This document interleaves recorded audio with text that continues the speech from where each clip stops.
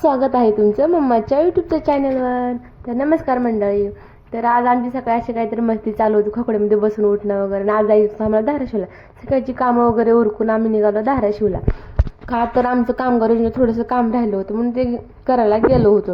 आमचे भांडे देखील आले बरं का. आता आजीसोबत असं काहीतरी फोटोशूट चालू होतं आमचं. आणि नंतर निघालो घरी, पप्पांच्या म्हणजे समूच्या मामाच्या घरी गेलो. चहा पाणी वगैरे केलं, नाश्ता केला, पटकन म्हणलं आता घरी निघावं. कारण पावसाचा भरपूर अंदाज होता बरं का.